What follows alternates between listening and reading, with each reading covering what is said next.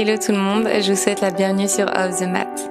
Comme chaque semaine, une version écrite de cet épisode est disponible sur le blog. Si vous découvrez aujourd'hui mon podcast, je suis Marine, professeure de yoga, et je partage ici mes expériences de vie pour qu'ensemble, nous avancions vers l'équilibre et l'épanouissement personnel. Je vous souhaite une très belle écoute. Nous sommes tous uniques et différents.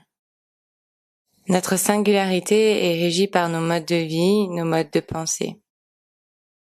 Et pour répondre à cette diversité qu'incarne la nature humaine, la Bhagavad Gita, l'un des textes majeurs de la philosophie du yoga, nous explique qu'il existe 4 voies principales pour atteindre la connaissance spirituelle intérieure ultime. Le yoga de la connaissance, Jnana Yoga, le yoga de l'action désintéressée, Karma Yoga, le yoga de la dévotion, Bhakti Yoga, et le yoga royal, Raja Yoga. C'est par la connaissance de soi que nous pouvons atteindre le bonheur. C'est par la connaissance de soi que nous pouvons atteindre le bonheur. Et nous recherchons tous ce bonheur. Parce que notre âme, Atman, émane de notre être suprême, Paramatma, dont la nature est la béatitude, la joie, Ananda.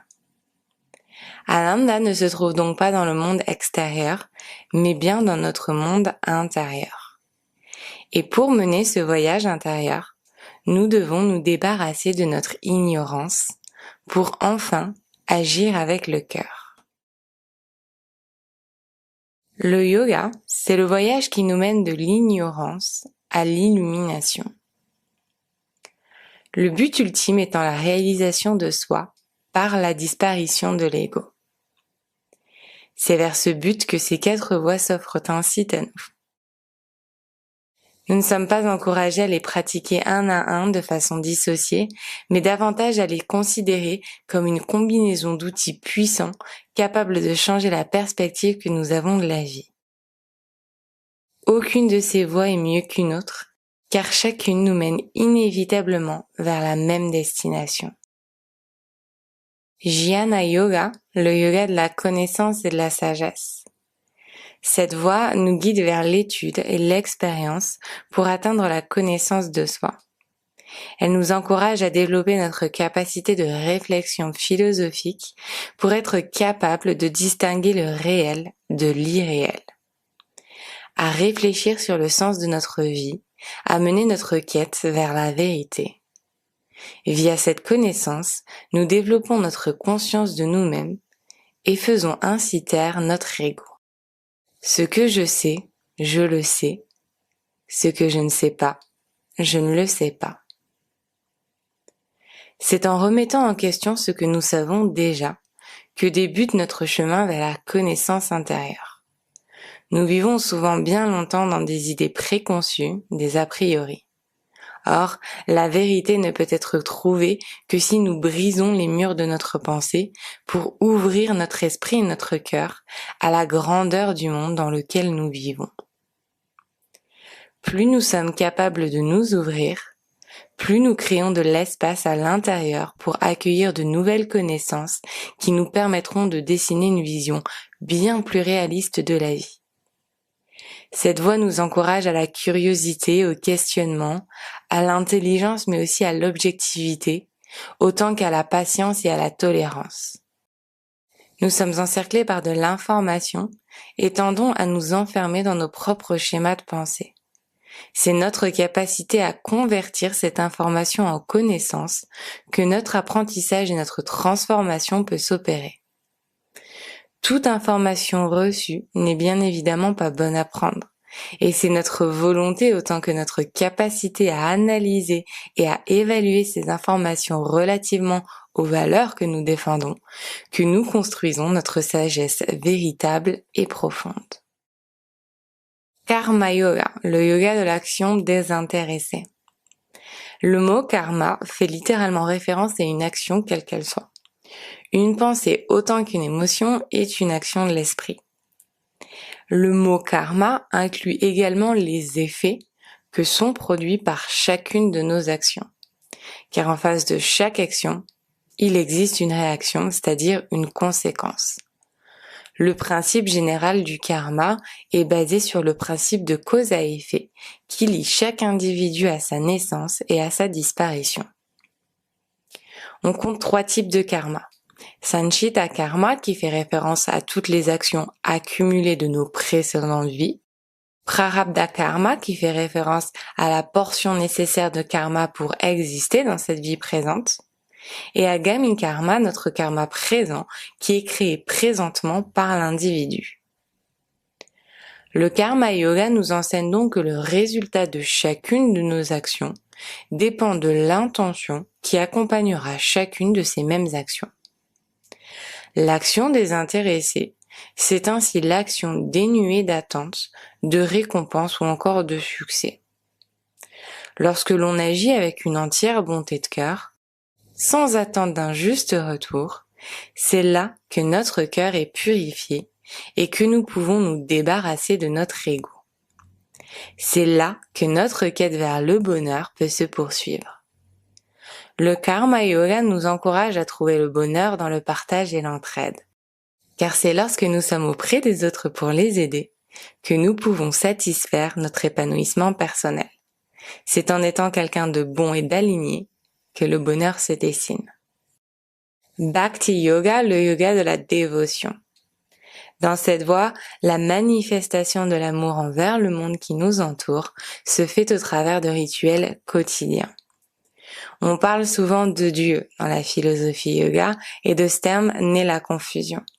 Le yoga n'est pas une religion et le terme Dieu ici, dans la pensée moderne, s'interprète davantage comme la reconnaissance que quelque chose de plus grand que nous existe. C'est comprendre que nous faisons partie d'un tout dans lequel nous sommes tous égaux, nature, êtres humains, animaux, etc. C'est reconnaître qu'il existe quelque chose de plus grand que soi à l'origine de la création tout entière. Le Bhakti Yoga nous invite à purifier notre âme et notre esprit de toutes les choses qui nous encombrent et nous étouffent par la voie de l'émotion. Plus communément, le Bhakti Yoga, c'est le yoga du chant et des mantras. Les mantras sont extrêmement puissants et nous aident à tirer notre subconscient vers le haut. C'est aussi pour cela que j'aime souligner l'importance du chant au yoga. Et d'ailleurs, j'en parle très bien dans le second volume de ma collection de e-books qui est essentiellement dédié aux chakras et aux mantras. Même si vous pouvez vous contenter de parler les mantras, chanter en yoga est totalement déconnecté de la performance vocale. Encore une fois, c'est l'intention placée derrière, autant que la compréhension pure et sincère que nous aurons des mots choisis, qui aura de l'importance. Raja Yoga, la voie royale du yoga. Cette voie fait référence aux 8 branches du yoga. Elle nous guide vers la discipline de la pratique des asanas, du pranayama, des kriyas et de la méditation comme technique fondamentale pour apprendre à se connaître. Le Raja Yoga défend le yoga comme étant une science holistique qui considère corps et esprit comme un tout dont nous devons reprendre le contrôle. Ce contrôle s'opère sur notre corps, notre respiration, nos sens et bien sûr notre mental. En appliquant les 8 branches du yoga à notre vie, nous pouvons alors purifier notre corps physique, spirituel et énergétique. Nous pouvons reprendre le contrôle sur nos sens et nous libérer de l'illusion Maya. Selon notre façon d'être et d'agir à un instant T, nous aurons plus de facilité à aller dans l'une des voies plutôt que dans les autres. Mais il n'existe pas une voie meilleure que l'autre, tout simplement parce que ces 4 voies sont indissociables autant qu'elles sont indispensables. Pour vivre complet, emprunter ces 4 voies est nécessaire. Vous pouvez comparer ces 4 voies aux 4 fils qui s'enroulent entre eux pour ne former qu'un seul fil, un seul bracelet. L'union de ces 4 voies forme le yoga. Notre bracelet est notre yoga. La seule et l'unique voie vers la libération et le bonheur. Alors, vous l'aurez compris, le yoga ce n'est absolument pas un sport à proprement parler, parce que le yoga englobe une multitude de couches, nous offre une grande diversité de grilles de lecture. La beauté du yoga réside dans la liberté qu'il nous octroie à choisir la manière d'agir qui correspond le plus à qui nous sommes. Les asanas, c'est l'une des clés qui nous permet de maintenir notre corps en bonne santé, de développer notre force, notre flexibilité, de renouer aussi avec nos sensations et avec l'essence même de ce qui nous accorde la possibilité d'incarner qui nous sommes véritablement dans ce monde. Les asanas, c'est un outil parmi bien d'autres. Les postures de yoga, ce ne sont pas celles qui répondront aux questions que vous vous posez. Les postures de yoga, ce sont celles qui, parmi d'autres techniques, vous aideront à calmer votre mental, à reprendre le contrôle de vos pensées et de vos émotions pour qu'ultimement, vous soyez en mesure de vous reconnecter à votre essence intérieure et que vous soyez finalement capable d'écouter dans le calme et la sérénité. Tout voyage nécessite de la patience et de la bienveillance envers soi-même. Illusion, égoïsme et ignorance créent souffrance et déconnexion. Maya, Asmita, Avidya. Explorez, découvrez, apprenez pour vous ancrer dans la réalité.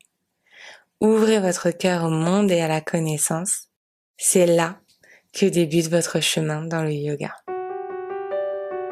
J'espère que ces mots résonneront en vous et qu'ils vous inspireront dans votre chemin de vie. Si cet épisode vous a plu, n'hésitez pas à écouter le reste de la playlist et à rejoindre dès aujourd'hui Luna, une communauté bienveillante que j'ai à cœur de guider chaque semaine vers le bien-être et la pensée positive au travers de mots doux inspirants.